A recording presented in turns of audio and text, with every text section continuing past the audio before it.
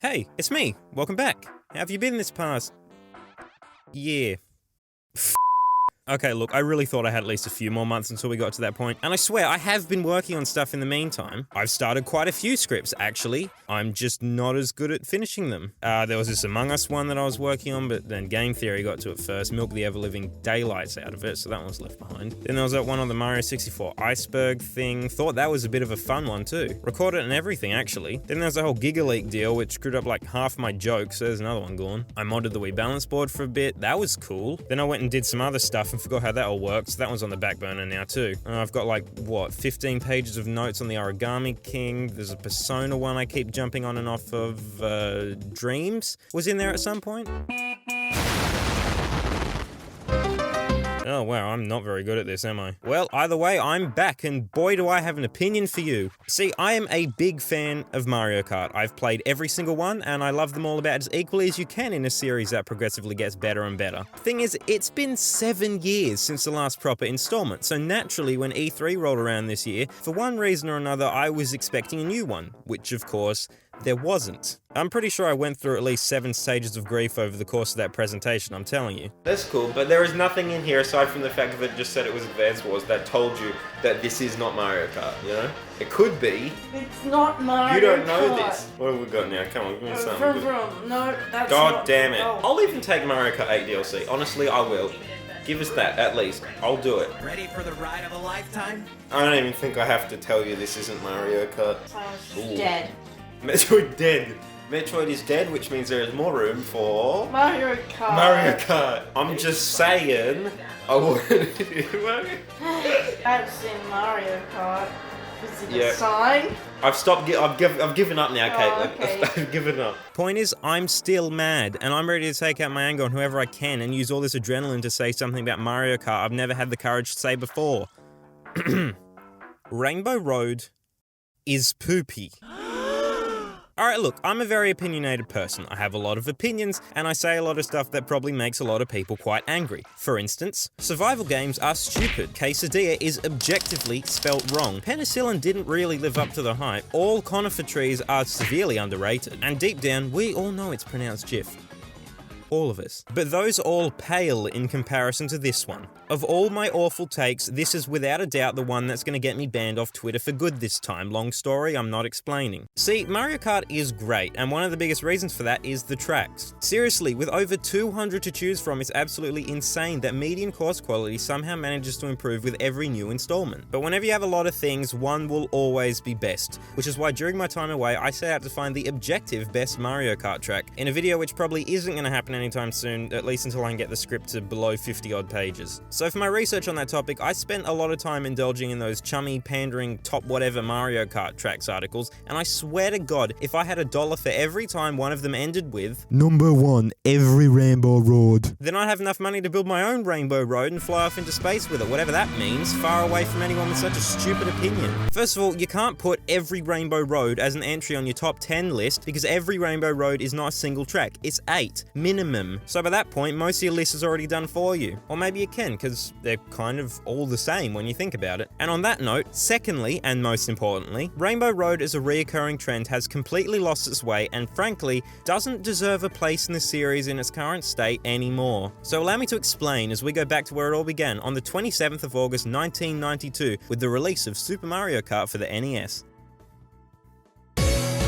This game had 20 courses, although in reality it might as well only be 8. Believe it or not, these right here are 2 entirely separate tracks, despite having literally everything in common. They make me want to throw up, and they're not very good, as was the par for pretty much every course back then. Thankfully, however, we were blessed with one completely unique course theme, that of course being Rainbow Road. You ever seen it? Of course you have, it's iconic. And even though it's so simple, it is without a doubt the quintessential Rainbow Road. It's statistically proven, in fact, that just because of how difficult this game is, most people are more likely to commit a federal offense than see this track in the wild, let alone complete it and come out the other side unscathed. Which makes sense because it makes me want to do just that. One zip around this track and I'm right in the mood for some false pretense, I'll tell you what. Unlike the rest of Super Mario Kart where you're constantly being destroyed by the cheating AI, now you're being destroyed by the cheating AI and the track itself. This right here is the epitome of tough Mario Kart tracks. No railings, plenty of sharp turns, and a soundtrack I long to hear once more on account of my eardrums bursting the last time I did. SNES Rainbow Road is absolutely no holds barred, and that is what a Rainbow Road, or a final level in general, should be. A track that tests you, forcing you to use the skills you've built up thus far. It's a track worthy of being the finale. A track worthy of carrying the Rainbow Road name. Maybe not worthy to the point where it deserves to be reincarnated an additional 3 times, but hey, it's got to count for something, right? Another really great point of reference is from my personal favourite Mario Kart game released on the 21st of July 2001 for the Game Boy Advance, Mario Kart Super Circuit.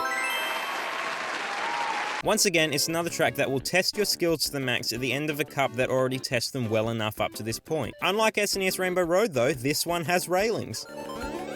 Oh, no, there he goes. Yeah, apparently those aren't walls. As if driving off into space wasn't bad enough, just to add insult to injury, this track will literally launch you into space if you fall off the edge. If you know what you're doing, however, it's entirely possible to pull off some really neat shortcuts using these jump rails. None of which you'll be seeing here though, because this was all footage I recorded myself, and frankly, I am clueless. GBA Rainbow Road is easily one of the longest, toughest tracks in Mario Kart history, and while it's not nearly as memorable as basically any other Rainbow Road, it's still a really fantastic test of skill that manages to take a relatively different approach from Super Mario Kart's. In fact, it might even be the hardest Rainbow Road, so side note, bring it back. Just once, please, Nintendo, please, please. These Rainbow Roads are the embodiment of the classic special stage. See, in both these tracks, the rainbow part of the road is nothing more than visual theming that doesn't have any real weight on how the course plays out. The tracks being rainbow are simply a cool design to exemplify the fact that they're very special levels that only the very best players are going to unlock. The theming is secondary to the challenge. I mean, think about it, you're driving on a goddamn rainbow. If you put the theming first, there's not exactly a lot you can do with it. Even at that point, if you manage to give it some decent challenge, what's to stop every Rainbow Road feeling the same? Nothing at all, they're all the same. The trick behind a lot of Mario Kart tracks is the theme, the template, if you will. Almost every track is based around a particular idea which the obstacles, visuals, and course layout are drawn from. Super Bell Subway, Coconut Mall, Wild Wild Woods, I could go on for minutes, really. But the point is that Nintendo didn't just whiff together these tracks and then decide, oh, you know what, that course we just made that slightly resembles a Beakless Goose on Tank Tracks reminds me of that time I waited for the train. No, they made the course with the theme in mind. This is, of course, in stark contrast to how those couple of Rainbow Roads I mentioned earlier were designed, with the challenge considered first and the rainbows sludged over the top at the end. See, Rainbow Road is more so an idea than it is a template. The idea of Rainbow Road is that it's supposed to be the final challenge, while the template is rainbow. Let's be real, that doesn't really give you a lot to work with, especially when a new one's supposed to be farted out every game. Well, technically new anyway. Ever since Nintendo's decided to put the theme at the forefront, the rainbow template has slowly transformed into the Rainbow Road template. Simply put, if you want to make your own Rainbow Road, all you need is a few simple ingredients, such as one giant condescending shit-eating star, a handful of diagonally placed boosts in an otherwise uninteresting stretch of road, a pointless zero control section that's supposed to be just for looks, even though it's always the saddest part of the track, a bushel of starry hoops that make a neat sound when you drive through them, some stupid downhill bit right at the start of the course that's less exciting than sticking your hand in a waffle iron and eating it. The waffle iron, that is. An extremely brief and ultimately pointless split path section, a dash of wavy road, and a frankly unhealthy helping of spirals to taste. With every new Rainbow Road, the trend falls further away from being a challenging track that happens to be set on a rainbow, and more towards a track set on a rainbow that might happen to be slightly challenging. The problem is that Rainbow Road works better as an idea than it does a template. There just isn't enough to work with if you're trying to stick to a specific theme, and the longer you do, the more samey they start to feel. And even then, it's not exclusive to Rainbow Road, it's just common sense. Coconut Mall is currently the only track set in a shopping mall. It's fun, it's unique, and it's a good track. But you can imagine how it would go if Nintendo started spouting out a new shopping mall track with every new game. The novelty would wear off. Even as a template, Rainbow Road isn't really that great in the first place. The idea of driving on a rainbow just isn't nearly as exciting as basically any other track unless you have that challenge to support it. However, that's not to say you can't have a challenging Rainbow Road with these conventions in mind. DS manages to be a decent little change, and Double Dash's iteration is actually pretty tricky to master, but the fact that they all follow the same basic template really stops me from getting particularly excited about any of them. Once you've played a few, you've basically played them all. The more Rainbow Roads that release, the less original they become. So why even play them in the first place when you could be racing through a factory, or up the side of a waterfall, or across the moon from Wallace and Gromit? Oh, and by the way, you can have all the nostalgia you want for Wii's Rainbow Road, but don't you dare say it's hard, because it isn't. You can make it around basically any corner without drifting, so if you fall off, it's your own goddamn fault. I swear to God, if I hear one more person say that, I'm gonna go listen to SNES again. Bowser's Castle is another recurring theme that started out terribly, but has since become much more interesting. While the visuals between tracks tend to be pretty samey, there's still plenty of variety in the obstacles each track uses. Even reoccurring obstacles like the thwomps or the giant Bowser statue manage to do something a little different each time. It's variety in similarity, unlike Rainbow Road, which always feels like I'm playing the same track I've already played 6 times now with a slightly more blinding paint job, which sucks because they really deserve to be more distinct. With all that said though, it's still entirely possible to have a theme-centric Rainbow Road that still feels like a fitting finale. See, if you aren't going to make a challenging Rainbow Road, then you need to take a different approach. You gotta make it grand, and you gotta make it impressive. One such track which was able to do just this was Mario Kart 7's attempt. While this course still includes basically every convention we've come to expect from a Rainbow Road, there's plenty of new stuff that it does as well. You get to spiral down Saturn's rings, hop across craters on the moon, deal with some weird long boost pads, very unique I know, followed by a big spinning tube for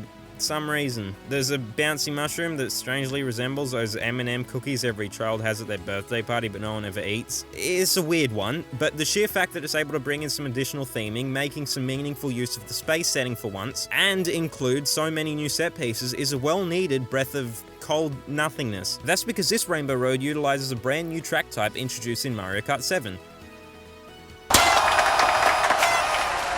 These bad boys ditched the typical 3-lap formula for a much trendier 3 sections. Because of this, 7's Rainbow Road really feels like an epic journey through space. And while it's not particularly difficult, the fact that each part of the track is a unique experience you don't return to is fantastic. It really feels like Mario Kart 7's last hurrah. It feels like a proper finale. And while I can't help but feel like Nintendo only added all those cool new obstacles because they'd forced themselves to, what with the longer track and all, we got the best Rainbow Road in over a decade out of it, so I really couldn't give 2 shits about the workers who toiled day and night to rack their brains for a big bouncy mushroom. Or take Mario Kart 64's Rainbow Road for instance. Not that one, obviously. Basically, everyone's already denounced it. It's an atrocity by every sense of the word and we all know it. So I won't harp on about it for too long, but credit where credit is due, it is a fitting finale in the sense that it'll probably be the last time you play the game after suffering through it. It also doesn't help that it looks dismal. Don't get me wrong, the original SNES Rainbow Road looked pretty dismal too, but that one gets a pass because half the time I'm too busy thinking about the next identity I should steal to notice. Whereas the only challenge you'll face here is trying to finish it in one sitting. It's a terrible track, and aside from the giant image of Yoshi spreading his cheeks off in the distance, there's literally nothing fascinating about it whatsoever.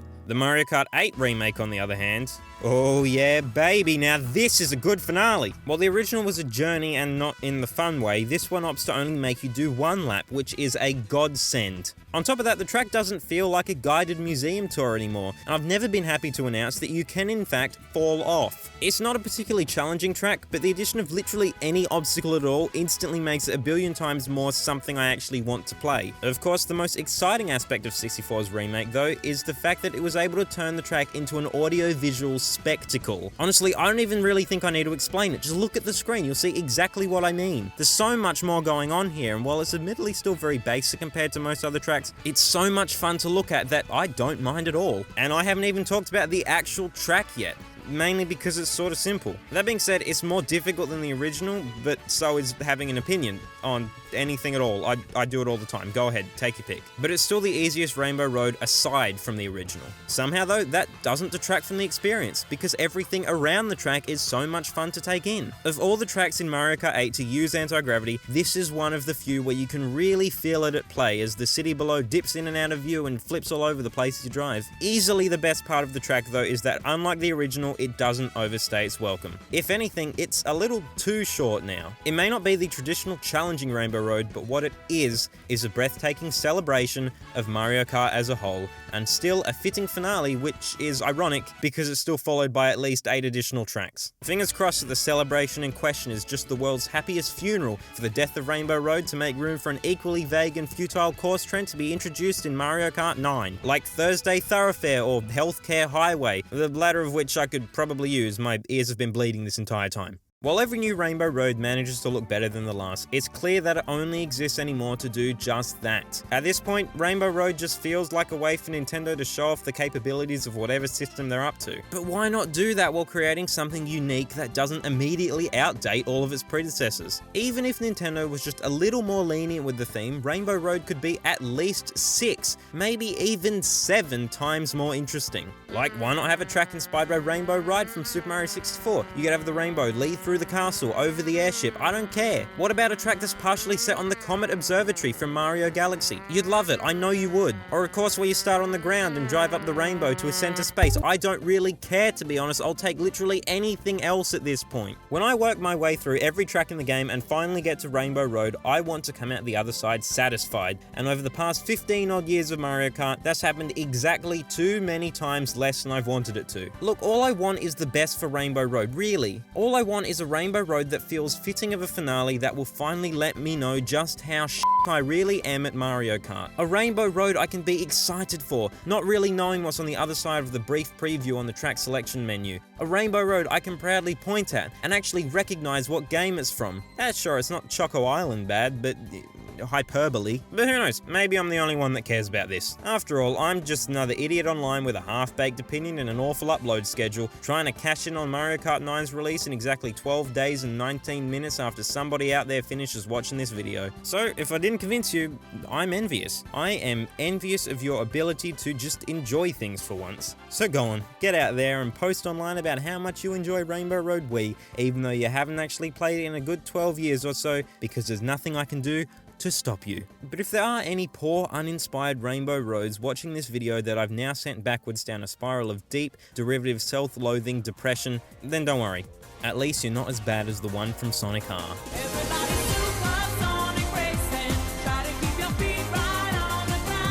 Now I have 2 handicaps.